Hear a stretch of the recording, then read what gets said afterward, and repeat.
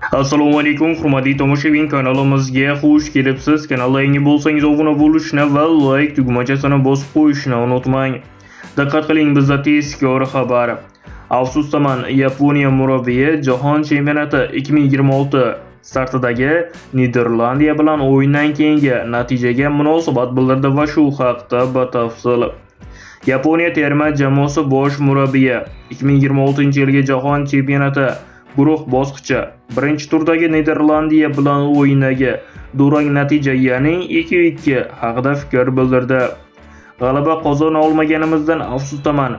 Ammo uchrashuv davomida 2 bor hisobda ortda qolgan bo'lsak-da, futbolchilar taslim bo'lishmadi va bir tanu bir jon bo'lib harakat qilishda davom etishdi. Bunday natija bir ochko biroz afsuslanish uyg'otdi. Biroq biz bunga jamoaviy mehnat evaziga erishdik. Himoyada vazmin harakat qildik. Keyin esa oldinga faolroq o'tishga intildik. Futbolchilar ko'rsatmalarni va biz tayyorgarlik ko'rgan rejalarni to'liq bajarishdi, deya Muriyasuning so'zlarini keltiradi FIFA rasmiy sayti. Kanalda yangi bo'lsangiz obuna bo'lishni va like tugmachasini bosib qo'yishni unutmang. Siz bilgan va bo'lmagan xabarlar hali oldinda.